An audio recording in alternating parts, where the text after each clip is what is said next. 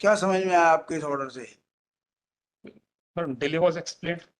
इस ऑर्डर से क्या समझ में आया? That application has been rejected on the ground of delay. Which application? 22.4. तो इसके अंदर 22 के बारे में कोर्ट ने यही तो लिखा है कि अबेट हो गया, तो अबेट हो गया। अबेटमेंट सेटिस्फाइड का आवेदन लगा दो। अबेटमेंट की जरूरत, that could have been treated as the, अब एक बार जब 22 दिन, देखिए कोर्ट ने उपसमित कर दिया, 22 का आवेदन है नहीं आपका, प्रेयर है नहीं, तो उपसमन के लिए प्रेयर कर लो जाके। अभी हुआ क्या है? अब 22/4 जब रिजेक्ट हो गई तो 22/9 रिट्रीट वो एक्सेप्ट ही नहीं होगी कि बोलेंगे कौन 22 सा लॉ है ऐसा?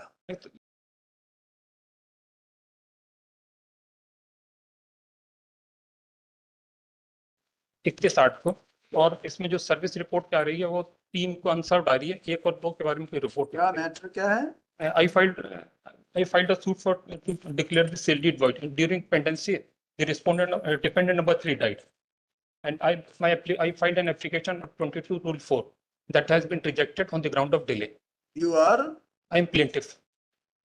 You are plaintiff? हाँ।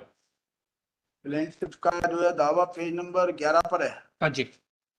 प्लेंटिफ्स हैं आप गुलाब चंद, रामचंद, गोविंद प्रसाद जी। इसमें से कौन एक्सपायर हो गया दावे? Defendant number 3। Defendant number 3 Ashok Kumar Ashok expire हो कुमार गया। जी। कब हुआ ये 9/12/2022 को। फिर क्या हुआ? हमने एप्लीकेशन लगाई 9/3/2024 को 22/4 की। बस?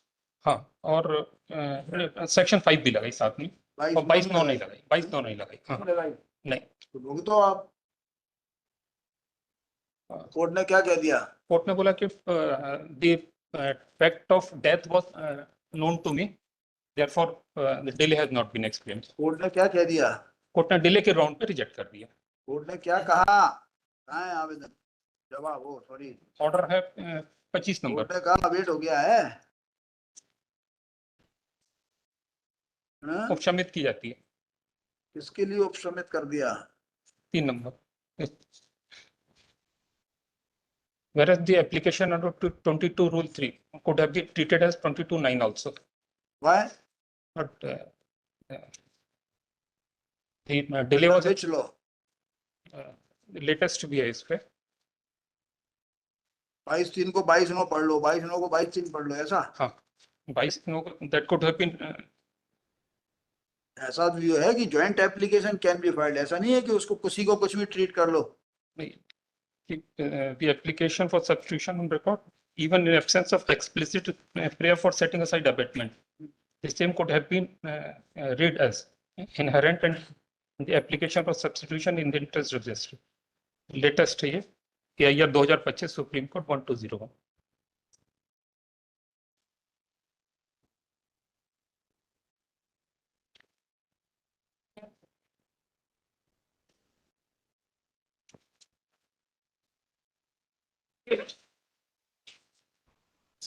पढ़िए कोर्ट का ऑर्डर, पढ़िए क्या लिखा है। पेज नंबर 29 पे बॉटम में शुरू होता है।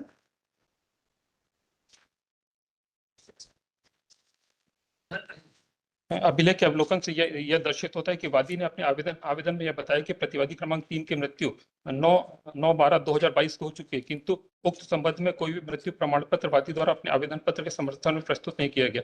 उसके उपरांत वादी द्वारा उक्त आवेदन पत्र दिनांक 9/3/2024 को प्रस्तुत किया गया, जो लगभग 1 वर्ष से अधिक अवधि से समय होता है। और आदेश 22 नियम 4 के प्रावधानों के अनुसार यदि प्रतिवादी की मृत्यु हो जाती है तो विधि द्वारा परिसीमित अवधि के भीतर आवेदन पत्र प्रस्तुत किया जा सकता था। और यदि उक्त आवेदन पत्र में उक्त अवधि में आवेदन पत्र प्रस्तुत नहीं किया जाता तो मृत प्रतिवादी के विरुद्ध उसकी सीमा तक वाद का उपशमन हो जाता है। प्रस्तुत प्रकरण में वादी की ओर से आवेदन पत्र अत्यधिक विलंब से पेश किया गया और विलंब का जो कारण बताया गया है, वादी को जानकारी प्राप्त नहीं हो सकी, तब वह स्वाभाविक प्रतीत नहीं होता। वादी और प्रतिवादी एक ही स्थान, मोहल्ले व गांव के निवासी होकर वादी को 1 साल से अधिक अवधि तक प्रतिवादी क्रमांक 3 की मृत्यु की जानकारी प्राप्त नहीं हो सकी।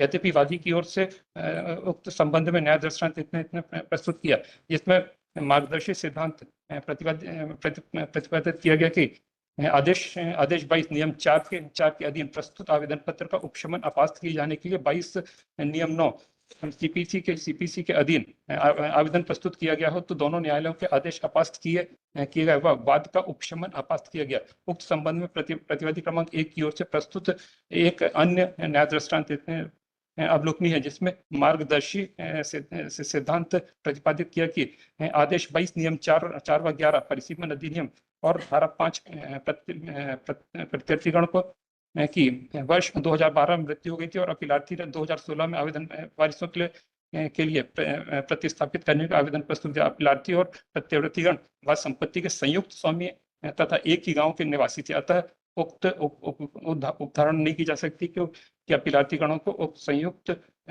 स्वामी की मृत्यु की जानकारी हो। ऐसी स्थिति में दोनों आवेदन नामंजूर किए गए।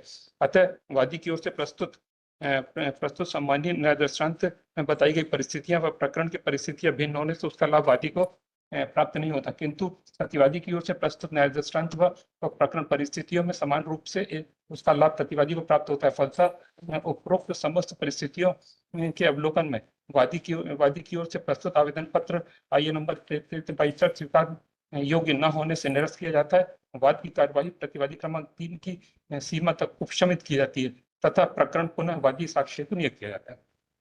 क्या समझ में आया आपके इस ऑर्डर से? Delay was explained. इस ऑर्डर से क्या समझ में आया? That application has been rejected on the ground of delay. Which application? 22.4. तो इसके अंदर 22 के बारे में कोर्ट ने यही तो लिखा है कि अबेट हो गया, तो अबेटमेंट सेटिस्फाइड का आवेदन लगा दो। अबेटमेंट की जरूरत that could have been treated as the अब एक बार जब 22 देखिए कोर्ट ने उपसमित कर दिया, 22 का आवेदन है नहीं, आपका प्रेयर है नहीं, तो उपशमन के लिए प्रेयर कर लो जाके। अभी हुआ क्या है? अब 22 जब रिजेक्ट हो गई तो 22 रिट्रीट वो एक्सेप्ट ही नहीं होगी कि बोलेंगे 22 कौन सा लॉ है ऐसा?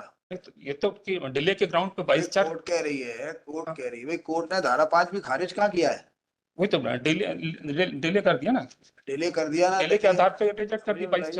अभी आपका कोर्ट ने 22 आपका था नहीं, कोर्ट ने धारा 5 खारिज किया नहीं है, आपका 22 तो खारिज किया। यही तो लिख दिया ना कि देरी से पेश किया। अरे तो 22 कहाँ खारिज, 22 खारिज किया, धारा 5 खारिज कहाँ किया है?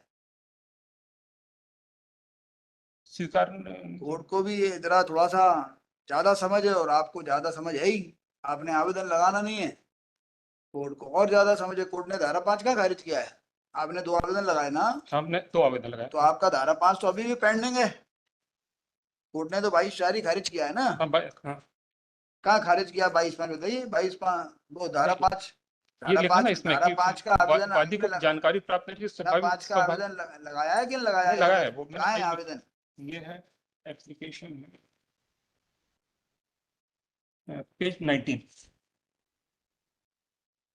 आप लोग जो यहाँ करते हो ना हाई कोर्ट में, वो वहाँ करता है कोर्ट, ट्रायल कोर्ट, वो ट्रायल कोर्ट में वकील करता है। आप भी यहाँ नहीं लगाते 22, उसने भी नहीं लगाई, ये कानून कहाँ से आ गया?